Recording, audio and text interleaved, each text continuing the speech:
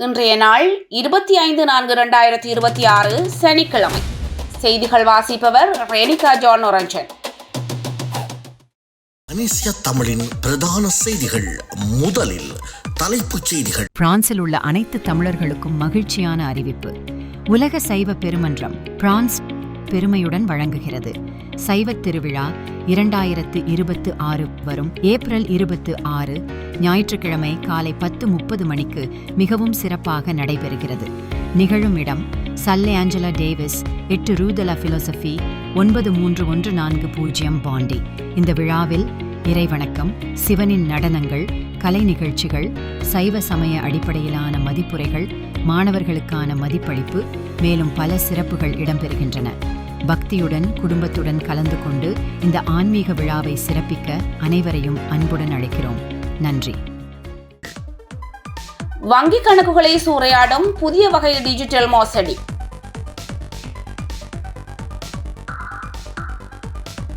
$25 million பெறுமதியான குஷ் போதைப் பொருளுடன் இலங்கை பயணி ஒருவர் கைது. பயனுள்ள செயல் திட்டங்களை நடைமுறைப்படுத்துவதற்கு அரசு திணைக்களங்கள் தடையாக செயல்படுவது மிகுந்த கவலைக்குரியது. வடமாகாண ஆளுநர் தெரிவிப்பு. இலங்கையின் முதலாவது டிஜிட்டல் வாகன காப்புறுதி அட்டை அறிமுகப்படுத்தப்பட்டுள்ளது. முழு நாடுமே ஒன்றாக முன்னெடுக்கப்பட்ட சோதனை நடவடிக்கைகளில் 964 பேர் போதைப் பொருட்களுடன் கைது. புதுக்குடியிருப்பில் சுகாதார அதிகாரிகள் திடீரென சோதனை. 11 கடைகளுக்கு எதிராக சட்ட நடவடிக்கை. சட்டவிரோத கடல் தொழில் நடவடிக்கைகளை கட்டுப்படுத்தும் நவீன தொழில்நுட்ப உதவிகளை வழங்க முன்வந்துள்ளது நோர்வே.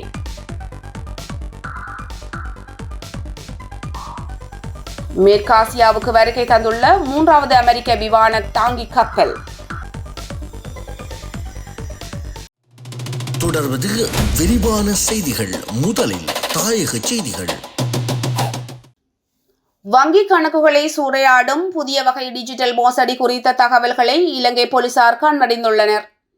அடையாளம் தெரியாத இலக்கத்திலிருந்தோ அல்லது உங்கள் நண்பரின் பெயரிலோ வரும் சந்தேகத்துக்குரிய APK எனும் அபாயகரமான கோப்பை நீங்கள் பதிவிறக்கம் செய்து திறந்தால் உங்கள் மொபைல் போனில் கட்டுப்பாடு ஹேக்கர்ஸ் கைகளுக்கு சென்றுவிடும். இதன் மூலம் உங்கள் SMS செய்திகள் மற்றும் OTP குறியீடுகள் போன்ற முக்கியமான தகவல்கள் ஹேக்கர்ஸுக்கு தெரிவதால் வங்கிக் கணக்குகளில் உள்ள பணத்தை கூட அவர்கள் கொள்ளையடிக்க வாய்ப்புள்ளது. இதன் காரணமாக உங்களுக்கு வரும் செய்திகளை திறக்கும் போது அவதானமாக இருக்குமாறு போலீசார் பொதுமக்களுக்கு அறிவுறுத்தியுள்ளனர். APK கோப்பு என்பது ஆண்ட்ராய்டு பேக்கேஜ் கிட் ஆகும். இது ஆண்ட்ராய்டு ஸ்மார்ட் போன்களின் செயலிகளை நிறுவுவதற்கான ஒரு செட்டப் ஃபைல் ஆகும். சமூக ஊடகங்கள் ஊடாக உங்களுக்கு வரும் திருமண அழைப்புதல், மின்சார கட்டணம் அல்லது அதிர்ஷ்ட லாப சீட்டு போன்ற பெயர்களில் அனுப்பப்படும் இந்த APK கோப்புகளை ஒரு படம் அல்லது PDF என கருதி கிளிக் செய்தவுடன் அது உங்கள் ஸ்மார்ட் போனில் உள்ள செயலியாக தானாகவே நிறுவப்படும். அத்துடன் மொபைல் போன் செட்டிங்கில் உள்ள இன்ஸ்டால் அன்னவுன் ஆப்ஸ் என்ற தெரிவை முடக்கி வைப்பது அவசியமாகும். ஒருவேளை நீங்கள் இவ்வாறான மோசடியில் சிக்கினால் உடனடியாக உங்கள் வங்கி கணக்குகளை முடக்கிவிட்டு அருகிலுள்ள போலீஸ் நிலையத்துக்கோ அல்லது குற்றப்புலனாய்வு திணைக்களத்தின் கணினி குற்றப்பிரிவு புலனாய்வு பிரிவுக்கோ அறிவிக்குமாறு இலங்கை போலீசார் கேட்டுக்கொண்டுள்ளனர். சுமார் $25 மில்லியன் பெறுமதியான 2505 கிராம் குஷ் போதைப் பொருளுடன் இலங்கை பயணி ஒருவர் கட்டுநாயக்க விமான நிலையத்தில் வைத்து கைது செய்யப்பட்டுள்ளார். கொழும்பைச் சேர்ந்த 33 வயதுடைய குறித்த சந்தேக நபர் பேங்காக் நகரிலிருந்து கட்டுநாயக்க விமான நிலையத்தை வந்தடைந்துள்ளார். விமான நிலையத்தின் பசுமை வழி ஊடாக அவர் வெளியேற முயன்ற போது விமான நிலைய சுங்க போதைப் பொருள் கட்டுப்பாட்டு பிரிவின் அதிகாரிகளுக்கு ஏற்பட்ட சந்தேகத்தின் அடிப்படையில் முன்னெடுக்கப்பட்ட சோதனையின் போது அவரது பதியண பொதியில் மிக நுணுக்கமாக மறைத்து வைக்கப்பட்டிருந்த இந்த குஷ் போதைப் பொருள் தொகுதி கண்டெடுக்கப்பட்டுள்ளது. உலர்ந்த பல பொதிகளுக்குள் இருந்த பழங்களை அகற்றிவிட்டு அதற்குள் மிக சூட்சமான முறையில் இந்த போதைப் பொருள் பொதி செய்யப்பட்டிருந்ததாக தெரிவிக்கப்படுகிறது. வடக்கு மாகாணத்தை சுற்றுலாத்துறையின் துரித கதியில் முன்னேற்றும் நோக்கில் இலங்கை சுற்றுலா அபிவிருத்தி அதிகார சபை மற்றும் மாகாண உயர் அதிகாரிகளுடனான விசேட உயர்மட்ட கலந்துரையாடல் வடக்கு மாகாண ஆளுநர் வேதநாயகன் தலைமையில் நேற்றைய தினம் வெள்ளிக்கிழமை ஆளுநர் செயலகத்தில் நடைபெற்றது. இந்த கலந்துரையாடலில் உரையாற்றிய ஆளுநர் அரசாங்கம் பல அபிவிருத்தி திட்டங்களை மிகவும் நேர்மையான முறையில் முன்னெடுத்து வருகின்ற போதிலும் சில அரச திணைக்களங்கள் இவ்வாறான சிறந்த மற்றும் பயனுள்ள செயல் திட்டங்களை நடைமுறைப்படுத்துவதற்கு தடையாக செயல்படுவது மிகுந்த கவலைக்குரியது. உடனடியாக இவ்வாறான அதிகாரத்துவ முட்டுக்கட்டைகள் நீக்கப்பட்டு அதிகாரிகள் வினைத்துறையுடன் செயற்பட முன்வர வேண்டும் என தெரிவித்தார். ஆளுநரை தொடர்ந்து கருத்து தெரிவித்த வடக்கு மாகாண சுற்றுலா பணியகத்தின் தலைவர் கே. விவேகானந்தன், வடக்கு மாகாணத்தை இலங்கை முதன்மை சுற்றுலா மையமாக மாற்ற இலங்கை சுற்றுலா அபிவிருத்தி அதிகார சபை தனது கட்டுப்பாட்டில் உள்ள அதிகாரங்களை மாகாண பணியகத்துக்கு பரவலாக்க வேண்டும். குறிப்பாக சிறிய அளவிலான சுற்றுலா விடுதிகளை பதிவு செய்யும் அதிகாரத்தையாவது மாகாணத்துக்கு வழங்குவது பணிகளை துரிதப்படுத்த பெரிதும் உதவும் என தெரிவித்தார். இலங்கையில் முதலாவது டிஜிட்டல் வாகன காப்புறுதி அட்டை அறிமுகப்படுத்தப்பட்டுள்ளது. அதற்கமைய எதிர்வரும் மே மாதம் 1ஆம் தேதி முதல் இந்த அட்டை பயன்பாட்டுக்கு கொண்டு வரப்பட உள்ளதாக நிதி, திட்டமிடல் மற்றும் பொருளாதார அபிவிருத்தி அமைச்சு தெரிவித்துள்ளது. தேசிய டிஜிட்டல் மயமாக்கலை முன்னெடுத்து செல்வதிலும் பொது பாதுகாப்பை வலுப்படுத்துவதிலும் குறிப்பிடத்தக்க முன்னேற்றத்தை குறிக்கிறது என அமைச்சு கூறியுள்ளது. பிளாஸ்டிக் அட்டைகளுக்கு பதிலாக இந்த டிஜிட்டல் அட்டை அறிமுகப்படுத்துவதன் மூலம் நாட்டின் சுற்றுலா சூழல் பாதுகாப்பிற்கும் இது பங்களிப்பு வழங்கும். இலங்கையின் முதல் டிஜிட்டல் மோட்டார் காப்பீட்டு அட்டை இலங்கை காப்பீடு ஒழுங்குமுறை ஆணைக்குழு, இலங்கை காப்பீட்டு சங்கம் மற்றும் இலங்கை போலீஸ் திணைக்களம் ஆகியவற்றின் ஒத்துழைப்புடன் அதிகாரப்பூர்வமாக வெளியிடப்பட்டது என நிதி, திட்டமிடல் மற்றும் பொருளாதார அபிவிருத்தி அமைச்சு தெரிவித்துள்ளது. போலீசாரால் நேற்றைய தினம் முன்னெடுக்கப்பட்ட சோதனை நடவடிக்கைகளில் 964 பேர் போதைப் பொருளுடன் கைது செய்யப்பட்டுள்ளதாக போலீஸ் ஊடக பிரிவு தெரிவித்துள்ளது. ஜனாதிபதியின் பணிப்புரைவுக்கு அமைய நாட்டின் போதைப் பொருளை தடுக்கும் நோக்கிலான முழு நாடுமே ஒன்றாக எனும் தேசிய திட்டத்தின் கீழ் இந்த நடவடிக்கை மேற்கொள்ளப்பட்டுள்ளது. அத்துடன் தடுப்பு காவல் உத்தரவு பெற்ற 7 பேர் கைது செய்யப்பட்டுள்ளனர். இதேவேளை 965 சோதனைகள் நடத்தப்பட்டுள்ளதுடன் 4 புனர்வாழ்வு நிலையத்துக்கு அனுப்பி வைக்க பரிந்துரைக்கப்பட்டுள்ளனர். குறித்த போதைப்பொருள் தடுப்பு நடவடிக்கைகளின் போது சிக்கிய சந்தேக நபர்கள் வைத்திருந்த போதைப் பொருட்களையும் இதன் போது போலீசார் கைப்பற்றியுள்ளனர். பொது போக்குவரத்தில் ஈடுபடும் இலங்கை போக்குவரத்து சபை மற்றும் தனியார் பேருந்துகளில் பயணிகளிடம் நிர்ணயிக்கப்பட்ட கட்டணத்தை விட அதிக கட்டணம் வசூலிப்பவர்களுக்கு எதிராக கடுமையான சட்ட நடவடிக்கை எடுக்கப்படும் என போலீஸ் தலைமையகம் அறிவித்துள்ளது.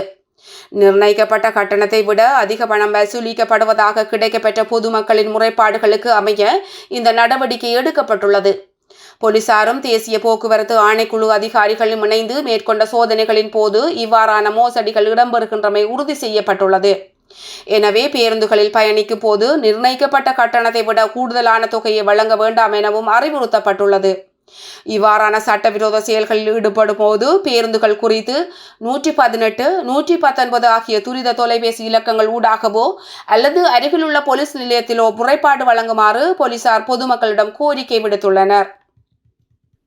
கொழும்பு கோமகாம பகுதியில் சுமார் 12 கோடி ரூபாய் பெறுமதியான 12 கிலோகிராம் கெரோயின் போதைப் பொருளுடன் சந்தேக நபர் ஒருவர் கைது செய்யப்பட்டுள்ளார். இந்த குற்றச்சாட்டு தொடர்பில் கைது செய்யப்பட்டவர் ஹோமகமா பகுதியைச் சேர்ந்த பிரசாந்த் நிஷாந்த கொலம்பகே என அடையாளம் காணப்பட்டுள்ளார்.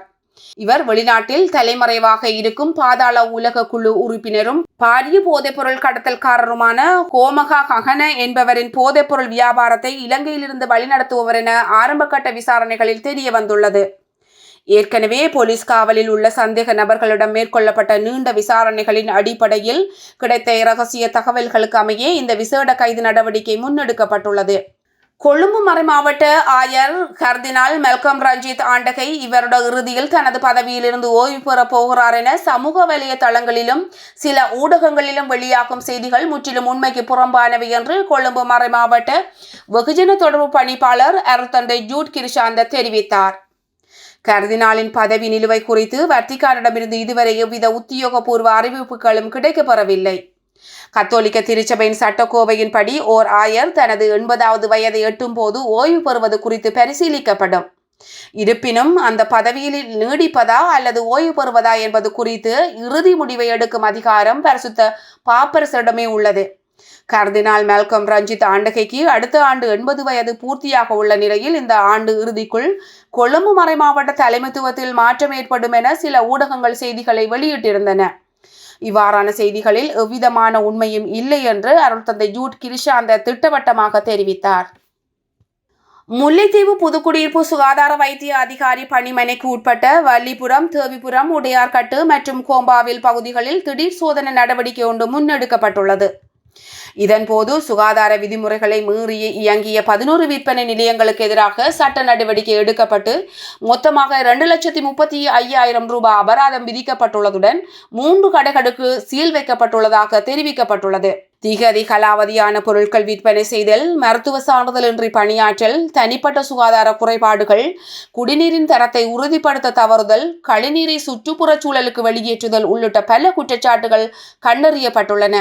இதனை அடுத்து வள்ளிபுரம் பொது சுகாதார பரிசோதகர் ரொஜிண்டன் ராய், உடையார்கட்டு பொது சுகாதார பரிசோதகர் பிரதாஸ் மற்றும் கோம்பாவின் பொது சுகாதார பரிசோதகர் சுரேஷ் ஆனந்தன் ஆகியோரால் முல்லைத்தீவு மேலதிக நீதவான் நீதிமன்றத்தில் வழக்குகள் தாக்கல் செய்யப்பட்டன. 2026 ஆண்டு முள்ளிவாய்க்கால் நினைவேந்தல் நிகழ்வில் அனைத்து தமிழ் பேசும் மக்களும் ஈழத்து மக்களாக ஒன்றிணைந்து அன்றைய துயர நாளை நினைவு கூற வேண்டும் என அருள்பணி சின்னத்துரை லியோ ஆம்ஸ்ட்ராங் அழைப்பு விடுத்துள்ளார். முள்ளிவாய்க்கால் நினைவேந்தல் முற்றத்தில் நேற்றைய தினம் கருத்து தெரிவிக்கும் போதே அவர் மேற்கண்டவாறு குறிப்பிட்டுள்ளார். இந்த நிகழ்வில் கட்சி, மதம், பிரதேசம் போன்ற குறுகிய மனப்பான்மைகளை கடந்து ஈழத்து மக்களாக ஒன்றிணைந்து அன்றைய துயர நாளை நினைவு கூற வேண்டும் என வலியுறுத்தினார். மேலும் நினைவேந்தல் நிகழ்வுகளின் ஆரம்பமாக எதிர்வரும் 12ஆம் தேதி மாலை 4 மணிக்கு முள்ளிவாய்க்கால் நினைவேந்தல் திடலில் சிரமதான பணிகளும் முள்ளிவாய்க்கால் கஞ்சி வழங்கும் நிகழ்வும் இடம்பெற உள்ளது.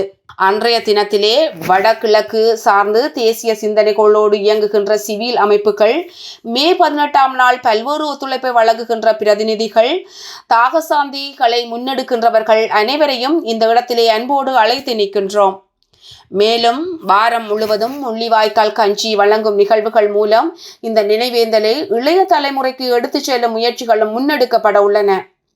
புலம்பெயர்ந்த பிரதேசங்களில் வாழும் அத்தனை தமிழ் உறவுகளும் ஒன்றிணைந்து மே 18ஆம் நாளை தமிழின அழிப்பு நாள் என உலகுக்கு உரத்துச் சொல்ல வேண்டியதன் அவசியம் நமக்கு உள்ளது. இந்நிகழ்வில் உயிரிழந்த மக்களுக்காக அஞ்சலி செலுத்துவதோடு தமிழர்களின் தேசிய நலன்கள் மற்றும் அபிலாசைகளில் மீண்டும் வலியுறுத்தும் தருணமாக இது அமைய வேண்டும்.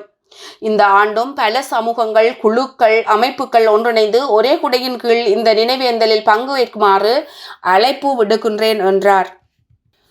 உயிர்த்த ஞாயிறு பயங்கரவாத தாக்குதல்களை தடுப்பதற்கு தவறியமை மற்றும் குற்றவியல் ரீதியான கவனஈனம் தொடர்பில் முன்னாள் போலீஸ் மா அதிபர் பூஜித ஜெயசுந்தரவுக்கு எதிராக தாக்கல் செய்யப்பட்டுள்ள வழக்கில் அவரது கோரிக்கை ஒன்றை கொழும்பு மேல் நீதிமன்றம் நிராகரித்துள்ளது. இதன்போது பூஜித ஜெயசுந்தர விடுத்த கோரிக்கை தொடர்பிலான கட்டளையை வழங்கிய நீதிபதிகள் குழாம் அதனை நிராகரிப்பதாக அறிவித்துள்ளது. பூஜித ஜெயசுந்தர சார்பில் முன்னிலையான சட்டத்தரணி ரொஷான் தெஹிவல நீதிமன்றில் எனது கட்சிக்காரர் பூஜித ஜெயசுந்தர ஏற்கனவே வழங்கிய கூண்டு பிரகடனத்தில் 2 முக்கிய விடயங்களை தற்செயலாக தவறவிட்டுள்ளார். எனவே அந்த விடயங்களை மீண்டும் புதிய உண்மைகளாக சேர்ப்பதற்கு அனுமதி வழங்க வேண்டும் என கோரிக்கை முன்வைத்துள்ளார். முன்கூட்டியே புலனாய்வு தகவல்கள் கிடைத்திருந்தும் ஈஸ்டர் தாக்குதலை தடுக்க உரிய நடவடிக்கை எடுக்காமல் கடமையை செய்ய தவறியமைக்காக பூஜித ஜெயசுந்தரவுக்கு எதிராக இந்த வழக்கு தாக்கல் செய்யப்பட்டுள்ளது. எனினும் ஏற்கனவே வழங்கப்பட்ட கூண்டு பிரகடனத்தின் திருத்தங்களை மேற்கொள்ள நீதிமன்றம் இதன்போது இடமளிக்கவில்லை என்றும் தெரிவிக்கப்பட்டுள்ளது. மன்னார் மாவட்ட காணாமல் போன ஆட்கள் பற்றிய பிராந்திய அலுவலகத்தில் ஏற்பட்ட காணாமல் ஆக்கப்பட்டவர்கள் தொடர்பிலான சாட்சியங்கள் பதிவு செய்யும் நடவடிக்கை முன்னெடுக்கப்பட்டுள்ளது. இதன்போது காணாமல் போன ஆட்கள் பற்றிய அலுவலக பிரதிநிதிகள், சட்டத்தரணிகள் கலந்து கொண்டதோடு மன்னார் மாவட்டத்தில் காணாமல் போனவர்களை தேடும் 100கணக்கான உறவினர்கள் கலந்து கொண்டிருந்தனர். மன்னார் மாவட்டத்தில் இதுவரை காணாமல் போனவர்கள் தொடர்பாக 612 முறைப்பாடுகள் கிடைக்கப்பெற்றுள்ளதாகவும் அவற்றில் 427 விண்ணப்பங்களுக்கான பூர்வாங்க விசாரணைகள் முன்னெடுக்கப்பட்டுள்ளதாகவும் தெரிய வந்துள்ளது. அவற்றுக்கான இடைக்கால நிர்வாரணம், காணாமல் போனதற்கான சான்றிதழ், மரண சான்றிதழ் என்பவற்றை வழங்கியுள்ளதாக காணாமல் போனோர் ஆட்கள் பற்றிய அலுவலக பிரதிநிதி ஒருவர் தெரிவித்துள்ளமை குறிப்பிடத்தக்கது. இலங்கையின் கடல் தொழில் படகுகளை கண்காணிப்பதற்கும் சட்டவிரோத கடல் தொழில் நடவடிக்கைகளை கட்டுப்படுத்துவதற்கும் நோர்வே அரசாங்கம் நவீன தொழில்நுட்ப உதவிகளை வழங்க முன்வந்துள்ளது. அண்மையில் நோர்வேக்கு உத்தியோகபூர்வ விஜயம் மேற்கொண்ட கடல் தொழில் மற்றும் நீரியல் வளங்கள் அமைச்சர் ராமலிங்கம் சந்திரசேகர் தலைமையிலான தூதுக்குழுவினர் அந்நாட்டு அதிகாரிகளுடனான நடத்திய பேச்சுவார்த்தையில் இந்த உடன்பாடு எட்டப்பட்டுள்ளது. இதன்படி நோர்வே அரசாங்கம் இந்த நாட்டிற்கு மேம்பட்ட செயற்கோள் தொழில்நுட்ப தரவு அமைப்புகளை வழங்குவதில் கவனம் செலுத்தி வருவதாக தெரிவிக்கப்பட்டுள்ளது. அதற்கமைய இந்த தொழில்நுட்பத்தை மேலும் திறம்பட பயன்படுத்துவதற்காக கடல்வள அமைச்சகம் மற்றும் துறை அதிகாரிகளுக்கு சிறப்பு பயிற்சி திட்டங்களை வழங்கவும் நோர்வே தரப்பு ஒப்புக்கொண்டுள்ளதாக தெரிவிக்கப்பட்டுள்ளது. தொடர்வது உலகச் செய்திகள். மேற்காசியாவில் நிலவும் பதற்றமான சூழலுக்கு மத்தியில் அமெரிக்காவின் 3வது விமானம் தாங்கி போர்க்கப்பலான USS ஜார்ஜ் S.W. புஷ் குறித்த பகுதிக்கு வந்தடைந்துள்ளது.